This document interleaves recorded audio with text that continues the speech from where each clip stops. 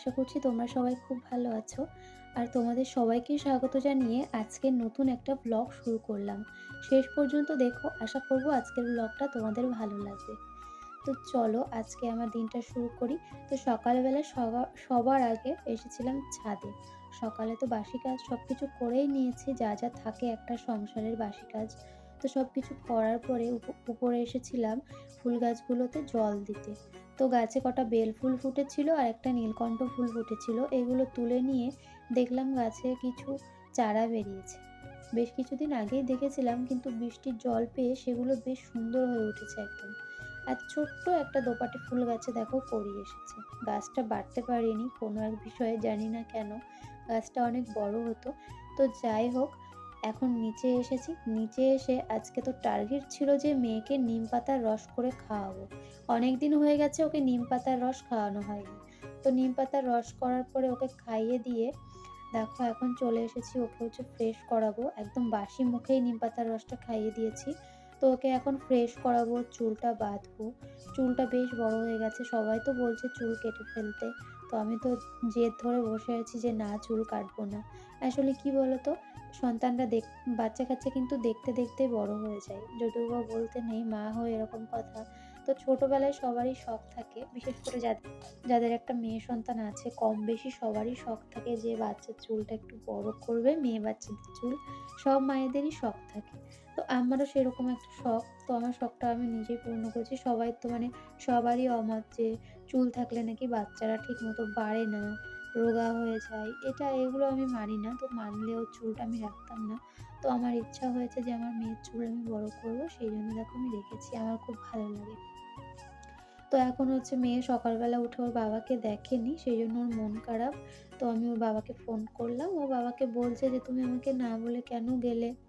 আর আমি শিখিয়ে দিচ্ছিলাম যে, "বাবাকে বলো সাবধানে যাবে, কিছু খেয়ে নেবে আর তাড়াতাড়ি বাড়ি চলে আসবে, আমার জন্য খাবার আনবে।" এগুলোই বলছিল। আর দেখতেই পাচ্ছ এখনো পর্যন্ত আমি বিছানাটা গোছাতে পারিনি। তো ওকে ফ্রেশ করিয়ে দিয়েছি। ওকে কিছু একটা খাওয়াবো। খাওয়ানোর পরে তারপরে আমি ঘরের কাজটা করব। তো চলো আজকে কাজগুলো করতে থাকি আর তোমাদের সঙ্গে সবকিছুই শেয়ার করব, কি কি করি। টাইটেল থাম্বনেল দেখে তো তোমরা বুঝেই গেছো। আর আজকে হচ্ছে আমার ঠাকুমা শাশুড়ি আমাদেরকে পায়েস রান্না করে খাওয়াবে। ঠাকুমা শাশুড়ি প্রায় আমাদের এখানে আসলে তো পায়েস রান্না করে। উনি পায়েসটা খুব ভালো করে, সেই জন্য আজকে রান্না করবে। আমি একটু হাতে হাতে সবকিছু গুছিয়ে দিচ্ছিলাম। এখানে কাঁচা তেজপাতা, কিশমিশ, কাজু বাদাম এগুলো তো ভেজানোই ছিল। আর এখানে দুধ আমি ঢেলে নিচ্ছি। তো ২ লিটার দুধ নিয়েছিল আর হচ্ছে ২৫০ মতো গোবিন্দভোগ চাল আর মিশ্রি দিয়ে করেছিল। তো দুধের প্যাকেটগুলো কেটে আমি হাঁড়িতে ঢেলে দিচ্ছি। আর ওদিকে গোবিন্দভোগ চালটা কিন্তু ভেজানো আছে ১০-১৫ মিনিট মতো। ১০-১৫ মিনিট মতো ভিজিয়ে রেখে তারপরে সেটাকে ভালো করে ঘি দিয়ে একটু নাড়াচাড়া করতে হবে। ভিজিয়ে রাখা বলতে কিছু একটা পাত্রে রাখতে হবে যাতে জলটা ঝরে যায়, চালটা ঝরঝরে হয়ে যায়। তার ভিতরে যেন একটুও জল না থাকে।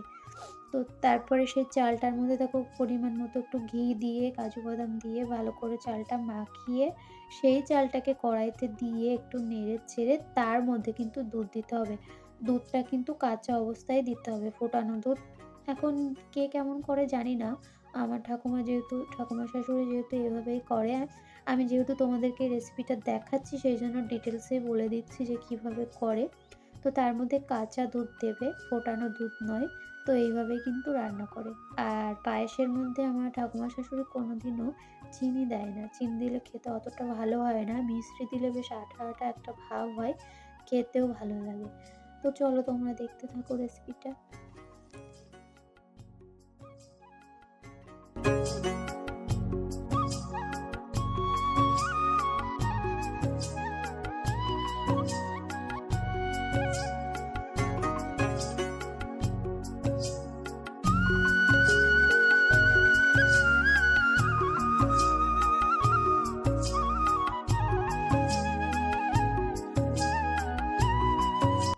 তারপর এসেছি ছাদে। আমার অ্যালোভেরা গাছ থেকে একটা ডাল নেব। বেশ মোটা একটা ডাল আমার লাগবে। তো আলাদা করে কিছু গাছ লাগিয়েছিলাম। তো গাছগুলো ভালোই হয়েছে। তো আগে একটা গাছ থেকে প্রায় আমি নিয়েছিলাম ৪-৫টা মতো অ্যালোভেরার ডাল। তো সেখান থেকে একটা তুলে নিয়ে সেটাকে কেটে তার কষ ফেলে দিয়ে হলুদ, হলুদ যে কষটা বেরোয় সেটা ফেলে দিয়ে সেই জেলটাকে বার করে নেওয়ার পরে দেখো মিক্সিতে এখানে গতকালকে ভিজিয়েছিলাম মেথি। মেথির পরিমাণটা একটু বেশিই হয়ে গেছে। ১ম বার ট্রাই করছি তো এই হেয়ার প্যাকটা, সেইজন্য মেথির পরিমাণটা একটুখানি বেশি হয়ে গেছিলো আমার। আর যদিও বা আমি অনেক বেশি, বেশি করে এপ্লাই করেছি আমার হেয়ারে, ২ চামচ মতো বেশি হয়ে গেছিলো। এর মধ্যে দিয়েছিলাম টক দই। ওই যে অ্যালোভেরা জেল আর মেথি ভিজিয়ে অ্যালোভেরা জেলটা দিয়েছি, ভেজানো মেথির মধ্যে দিয়ে একটা পেস্ট বানিয়ে নিয়েছি। এর মধ্যে দেবো হচ্ছে এবার টক দই। টক দইটা দিয়ে আমি ভালো করে মিশিয়ে তারপরে আমি হেয়ারে এপ্লাই করেছিলাম। তারপরে ঘন্টা ১.৫ মতো রেখেছিলাম। ০.৫ ঘন্টা রাখলেও হয়। তো আমি যেহেতু রান্নাবান্না করছিলাম তো সেজন্য আমার অনেকটা টাইম রাখা হয়েছে আরকি। তো আমার মেয়ে তো দেখে ভাবছে যে এটা একটা খেলার জিনিস। দেখো ওখানে চামচ নিয়ে দাঁড়িয়ে আছে, কখন এটাকে নাড়াবে, মানে নিজের মতো করে খেলা করবে। তো এর মধ্যে টক দই দিয়ে ভালো করে একটা হেয়ার প্যাক বানিয়ে নেব।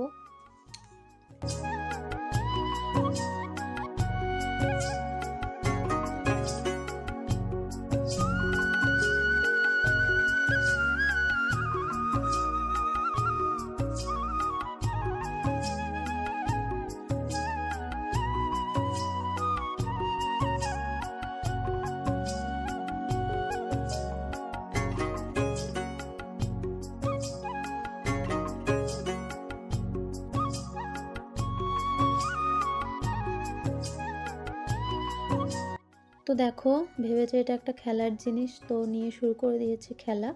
তো ১ম না আমি এই হেয়ার প্যাকটা ট্রাই করছি। এর আগে অনেক রকম হেয়ার প্যাকই ট্রাই করেছিলাম।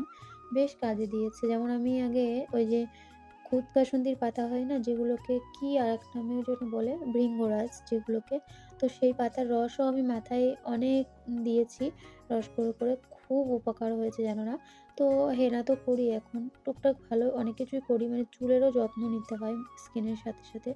তো আমি এই হেয়ার প্যাকটা ১ম ট্রাই করেছিলাম। খুব ভালো ফল পেয়েছি। ভীষণ ভালো কাজ হয় এটাতে।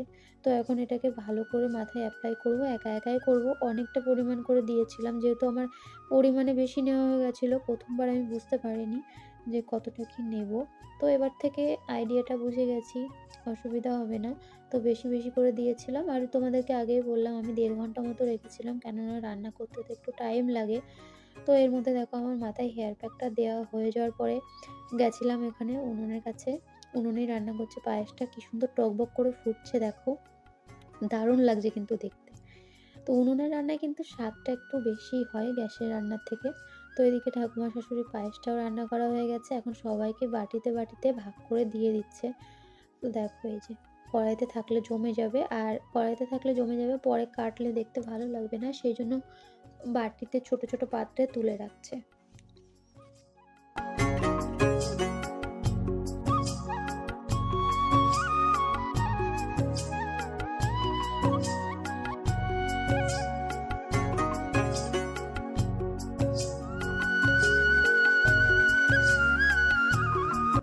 তারপরে দেখো আমি রান্না করতে চলে এসেছি।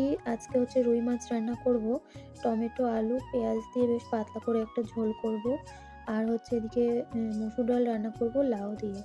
তো লাউটা তো কি বলি, মসুর ডালটা খেতে কিন্তু দারুণ হয়েছিল। আর মাছের তরকারিটাও খেতে বেশ ভালো হয়েছিল।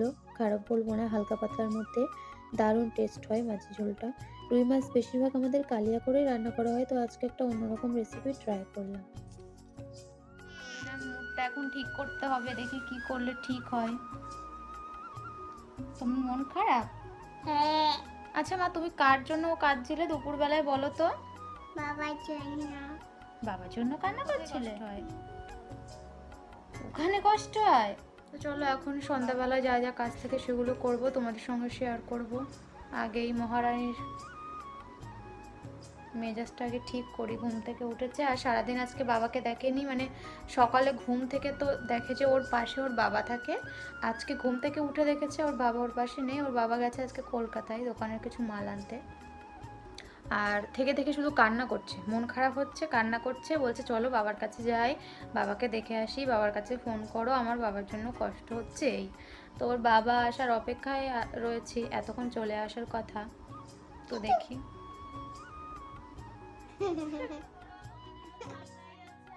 তো সারাদিন তোমাদের সাথে তো অনেক কিছু শেয়ার করলাম, আমার রান্না-বান্না কী, কী করলাম। তো তারপরে তো বিকাল হয়ে গেছিলো, দুপুরে একটু ঘুমিয়েছিলাম আমার মেয়ের সাথে। আমার মেয়ে তো ঘুম থেকে উঠে একটু বায়না করছিল, ওর কিছুই ভালো লাগছিল না। আমাদের বড়দেরই না কেমন একটা হয়, তারপরে ও তো ছোট বাচ্চা। তো ওর বাবা গতকাল রাত্রেই খাবার এনেছিল যে ওকে দেবে। বেশ ৩-৪ রকম খাবারই এনেছিল। তো আমি এখানে ২ টো কেক বার করে দিয়েছি। তো একটা কেক ওর পছন্দ মতো নিয়ে নিল আর বলছিল, "তুমি এটা খাবে মা?" মানে ও একটা খাবে, আমাকে একটা দেবে। ও হচ্ছে এই আকাশি কালারটা নিয়েছে আর গোলাপি কালারের প্যাকেটটা আমাকে দিয়েছে খেতে। তো চলো বন্ধুরা, আজকের মতো ব্লগটা আমি এখানেই শেষ করছি। দেখা হচ্ছে তোমাদের সাথে পরের ব্লগে। ততক্ষণের জন্য তোমরা সবাই ভালো থেকো, সুস্থ থেকো। আর ও কিন্তু এখানে অনেকটাই খুশি, দেখতেই পাচ্ছ ঘুম থেকে ওঠার পরে কেমন একটা হয়েছিল, কিছুই ভালো লাগছিল না। সারাদিন ওর বাবাকে দেখেনি। তো এখন সন্ধ্যাবেলা ও হচ্ছে এই টিফিনটা খাবে, খেয়ে পড়াশোনা করবে। আমি বলছিলাম যে, "তুমি এই কেকটা খেয়ে পড়াশোনা করবে তো?" বলল, "হ্যাঁ মা, আমি পড়াশোনা করব।" তো এখন ওর মুডটা একদম ঠিকঠাক আছে, মেজাজটা। তো চলো তোমাদের সাথে পরের ব্লগে খুব তাড়াতাড়ি দেখা হচ্ছে। সবাই খুব ভালো থেকো, সুস্থ থেকো, নিজের খেয়াল রেখো।